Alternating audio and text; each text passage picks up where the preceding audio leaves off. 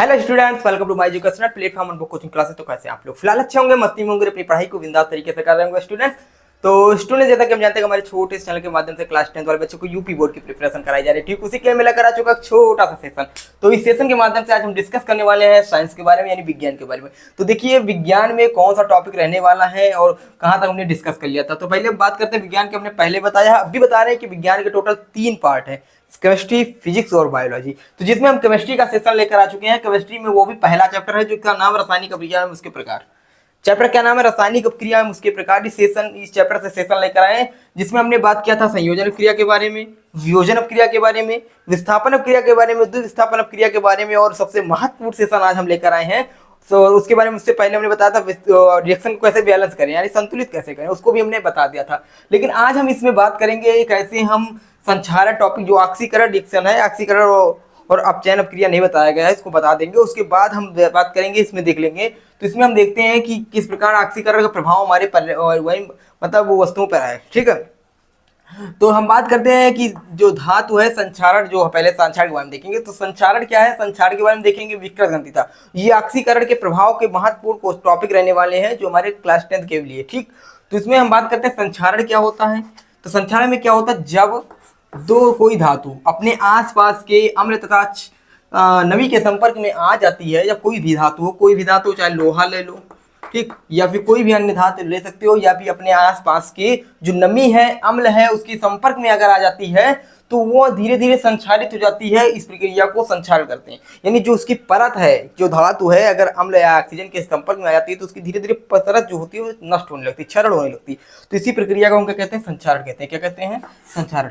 तो भैया देखेंगे जो आयरन है, लोहा, यानी आप बात करें लोहा या आयरन, ठीक, तो आयरन पे जो संक्षारण होता है उसे ही कहते हैं जंग लगना। क्या कहते हैं, जंग लगना। यानी आयरन लोहे की वस्तु पे अगर संक्षारित होती है तो उसको कहते हैं जंग लगना। क्या कहते हैं, जंग लगना। और कलर पूछा जाए तो किस रंग की परपटी चढ़ती है, किस रंग की कलर लगती है, तो भूरे रंग की कलर हो जाती है। ठीक है, जब लोहे संक्षारित होती है तो उस पर किस रंग का कलर हो जाता है, भूरे रंग की कलर हो जाती है। और बात की जाए तो इस पर कहते हैं जंग लगना, यानी बात करें हम भाषा मूर्छा कहते हैं। ठीक है, तो देखिएगा इसमें हम रिएक्शन बात करें तो रिएक्शन क्या होता है, जो आयरन है ये ऑक्सीजन से रिएक्ट करता है और जल से रिएक्ट करता है। ठीक, ऑक्सीजन जो है वो आयरन जो है वो ऑक्सीजन से रिएक्ट करता है और जल से रिएक्ट करता है। ठीक है, तो आयरन जब ऑक्सीजन से रिएक्ट करके और जल से रिएक्ट करके बना देता है जंग। क्या बना देता है, जंग। यानी Fe2O3.XH2O क्या बनाता है, Fe2O3.XH2O, जिसका जंग का फार्मूला है, इसे कहते हैं hydrated ferric oxide. Hydrated ferric oxide कहते हैं। तो आप लोग देख लीजिए 4Fe और 4, यानी बैलेंस कर लेंगे। आप लोगों को रिएक्शन बैलेंस करना हमने बताया, रिएक्शन आप बैलेंस कर लीजिए। खाली हम देखते हैं कैसे इसको रिएक्शन होगा।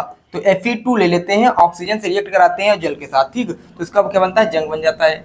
उसके बाद करते हैं, अगर इसमें और आता है कि चांदी अगर संक्षारित होती है, चांदी धातु, तो इस पे काले रंग की परत चढ़ती है, काली रंग की।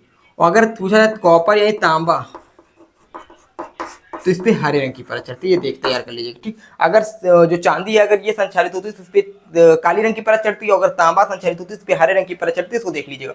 उसके बाद करते हैं विकृत गंधिता, मोस्ट इंपॉर्टेंट है विकृत गंधिता। तो हम बात करते हैं विकृत गंधिता कैसे, जब कोई तैलीय जैसे मान लेते हैं आप कोई भी चीज के पैकेट जो चिप्स आता है, ये सब तैलीय जिसमें तेल से बनाई जाती है उसे तैलीय कहते हैं। या फिर वसा युक्त कोई भी खाद्य सामग्री हो, उसको लंबे समय तक एक खुले हुए ऑक्सीजन या ऑक्सीजन के संपर्क में रख दिया जाए, खुले में रख दिया जाए, तो इससे एक स्वाद तथा गंध में परिवर्तन आ जाता है। यानी अगर कोई भी खाद्य सामग्री है जो तैलीय युक्त है, तेल से बनाई गई है, उसको अगर लंबे समय तक खुले में रख दिया जाए तो उसमें एक विशेष प्रकार की गंध आने लगती है। तो इसे ही गंध को विकृत गंधी कहते हैं, और यही प्रक्रिया विकृत गंधिता कहलाती है।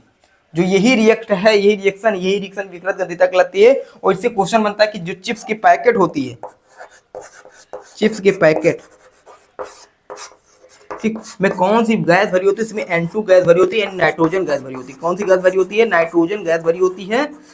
और बात की जाए तो क्यों भरी जाती है नाइट्रोजन गैस, क्योंकि जो चिप्स की पैकेट है उसमें विकृत गंधिता न हो, यानी विकृत गंधी न हो जो चिप्स है। ठीक है, तो इसीलिए नाइट्रोजन गैस भरी जाती है। तो मैं उम्मीद करता हूँ आप लोगों को दोनों टॉपिक बहुत अच्छे समझ में आया होगा। छोटा सेशन है, 6 मिनट का सेशन है, कोई दिक्कत नहीं। ठीक है, तो इसी तरह छोटे छोटे सेशन में छोटे लाते रहेंगे, कोई समस्या नहीं।